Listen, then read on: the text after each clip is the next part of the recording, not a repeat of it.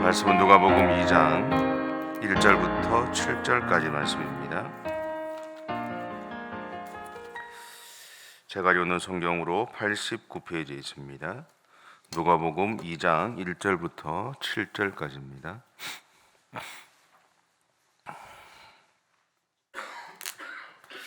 우리 함께 봉독하겠습니다. 그때 가이사 아구스도가 영을 내려 천하로 다 호적하라 하였으니 이 호적은 구레뇨가 수리아 총독이 되었을 때에 처음 하는 것이라.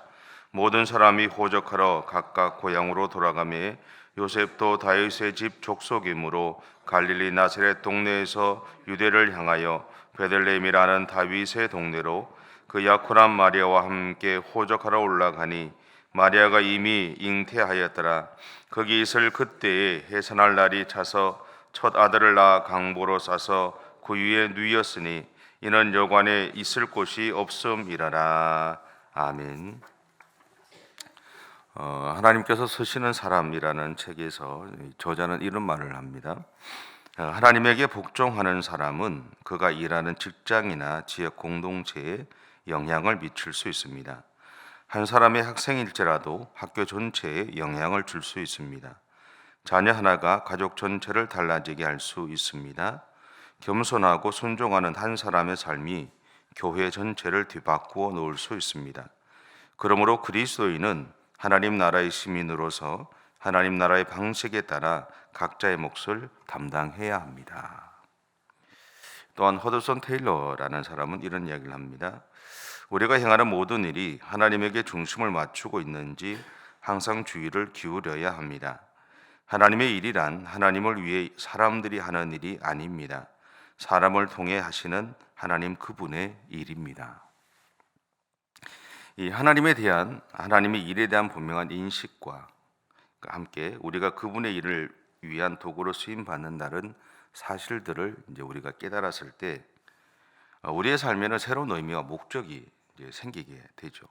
분명한 어떤 방향성들이 사실은 세워지게 되죠. 예수님은 어부와 또 세리를 비롯해서 다양한 직종의 사람들을 하나님의 방식에 따라 살아가도록 이제 부르셨습니다. 그래서 오늘 우리도 마찬가지죠.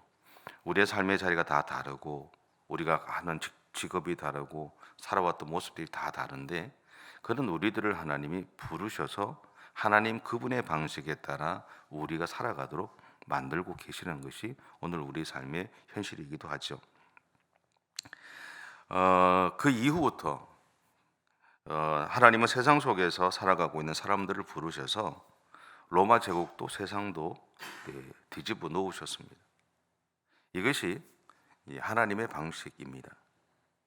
그리고 이 일을 하나님은 오늘 우리의 삶을 통해서도 이루어 가고 계신다는 사실들을 기억하셨으면 좋겠습니다.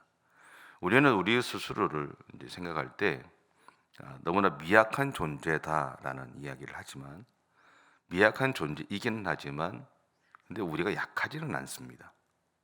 그리고 또 의미 없는 존재도 아니에요. 제가 우스갯소리로 하는 이야기가 하나 있습니다. IMF 기억하시죠? 고생 많이 하셨죠? 그것이 제가 장가가기 위해서 일어난 일일 수도 있습니다. 하나님 그 일을 하시죠. 그죠? 그러니까 여러분들이 우리가 살아가는 인생 가운데 일어나는 수많은 일들 속에서 우리가 어떻게 세상의 어려움을 가지고 살아가지만 그 과정 가운데 우리를 위한 하나님의 일하심은 분명히 있다는 사실들을 기억하십시오. 오늘은 예수님의 탄생에 대한 이야기를 하고 있습니다.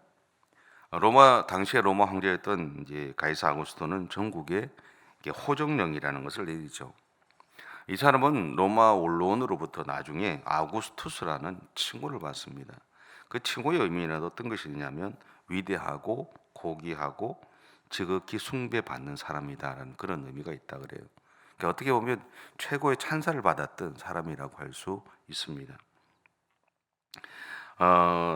역사학자들은 이 사람이 그런 칭호를 받기에 합당할 정도로 탁월한 통치 능력과 그리고 현명하고 훌륭한 정치적, 행정적 능력을 가지고 있었다라고 표현하기도 합니다. 근데 이 사람이 이 점령한 나라들에게 이제 나라에 대해서 했던 정책들이 좀 있습니다.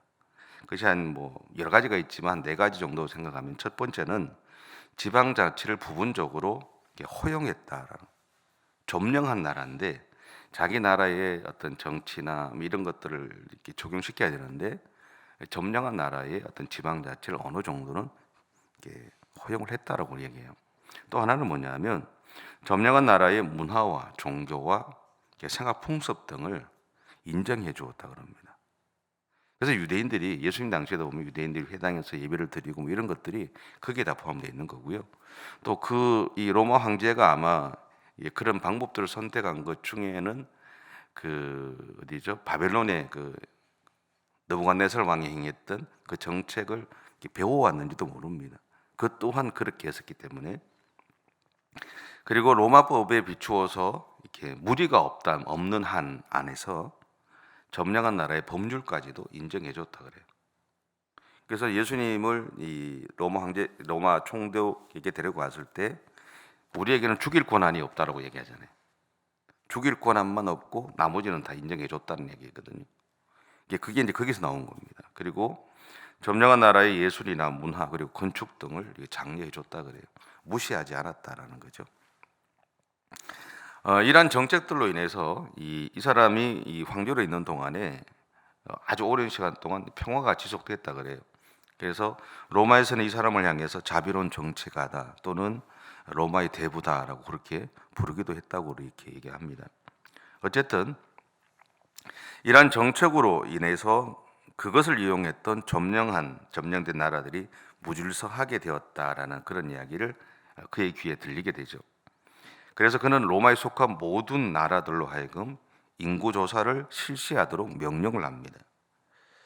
이렇게 시작된 인구조사에는 이제 이 세금 징수를 위한 목적이 사실 포함되어 있습니다.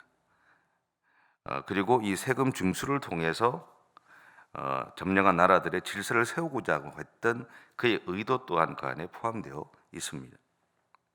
근데 이렇게 시작된 인구조사가 황제 자신도 모르는 사이에 예수님의 탄생에 대한 예언을 성취하는 도구로 쓰임 받게 되었다라는 겁니다. 황제의 입장에서는 자신이 점령한 나라들의 질서를 세우고 자기의 통치권을 강화시키는 목적으로 그 일을 했지만, 성경에서 이야기하는 것은 뭐냐면 그 사람도 모르게 그 일이 자기도 모르는 사이에 예수님의 탄생에 대한 예언을 성취하는 도구로 쓰임 받게 했다라는 겁니다.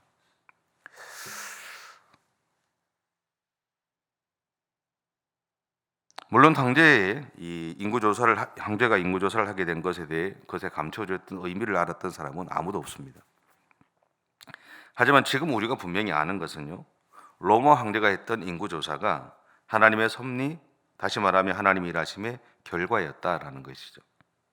더구나 하나님은 오늘 우리가 알든 모르든 상관없이 지금도 우리를 통해 또는 우리를 위해 계속해서 일하고 계신다는 겁니다. 황제의 인구조사 결과로 요셉과 마리아는 이제 베들레헴으로 가게 됩니다. 그리고 그곳에서 마리아는 아이를 낳죠. 이것을 미가서 5장 2절은 이렇게 표현합니다. 베들레헴 에브라다야, 너는 유다 족속 중에 작을지라도 이스라엘을 다스릴 자가 네게서 내게로 나올 것이라. 그의 근본은 상고의 영원에 있느니라. 여러분, 황제의 인구조사를 통해 우리가 분명히 알게 되는 것은요, 하나님이 예수님을 우리에게 보내시기 위해 로마 황제를 사용하셨다는 겁니다. 황제의 생각과 상관없이 하나님은 예수님을 우리에게 보내시기 위해서 그 황제를 사용하셨다라는 거죠. 그리고 이것을 위해서 이스라엘 민족이 민족의 대이동을 하게 만드셨다라는 겁니다. 이렇게 생각해 보시면 아까 제가 우스갯소리로 제가 하는 이야기라고 했던 그 이야기가 고통의 시간들을 여러분이 겪었고 저도 겪었지만 이해가 좀 되시죠? 우리는 모르지만 우리에게 일어나는 그 많은 일들을 통해서 우리를 위한 하나님의 일하심은 분명히 일어나고 있다라는 겁니다. 여러분, 하나님의 일하심은 오늘 우리에게도 반드시 적용됩니다. 기억하셔야 됩니다. 하나님 오늘 나를 위해서 기꺼이 세상을 움직이십니다. 왜냐하면 하나님에게 있어서 오늘 우리는 그럴 가치가 있는 존재이기 때문입니다. 우리가 분명히 기억할 것은 하나님이 자신의 아들의 생명을 주시면서 살려고자 한 사람이 바로 오늘 우리 자신이다라는 거예요. 자신의 아들을 죽이면서까지 살리고 싶었던 사람이 오늘 우리입니다. 가치가 있죠. 우리 인생에 가치가 있잖아요. 내 존재의 의미의 가치가 있죠.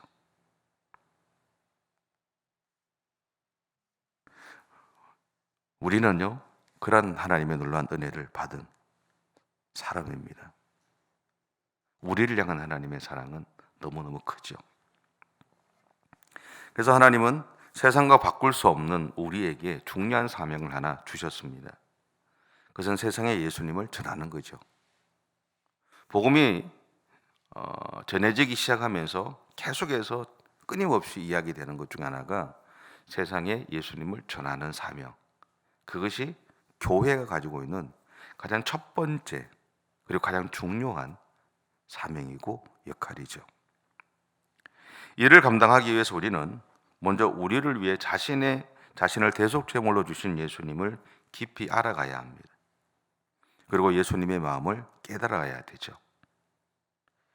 또한 우리를 살리기 위해 자신의 아들을 죽음으로 몰아넣으셨던 하나님의 사랑 또한 아셔야 됩니다. 우리가 자식이 어디 아프면 그 작은 하나 바늘 하나 찔리는 것만 봐도 호들갑을 떨잖아요. 어릴 때 기억나시잖아요. 아이들 어릴 때 생각해 보시면 다 그렇잖아요. 거기다가 손주들 그러면 더 난리가 나죠. 근데 자신의 아들의 생명을 나를 위해 죽이셨다라는 거예요. 그분의 그 마음을 우리가 깊이 묵상하고 알아야 된다라는 거죠. 그리고 우리는 그 사랑을 가지고 오늘 우리가 살아가는 세상에서 우리의 삶을 통해 구세주가 되신 예수님을 전하며 살아가야 합니다. 굳이 입을 이야기를 하지 않아도 내 삶의 작은 몸짓으로 내 삶의 작은 행동으로 우리는 예수 그리스도 우리의 구세주가 되신 우리의 구세주뿐만 아니라 그들의 구세주가 되신 예수 그리스도를 전하며 살아가야 합니다. 예전에 저희 선친이 새벽 예배를 가시잖아요. 가시면 옛날에는 이제 그 청소하시는 분들이 있잖아요. 그 뭐라 그러죠? 청소하시는 분. 지금도 있잖아요. 지금은 좀 더 세련됐지만 옛날에는 그러니까 리어크에다가 이렇게 해서 이렇게 하셨잖아요. 그죠?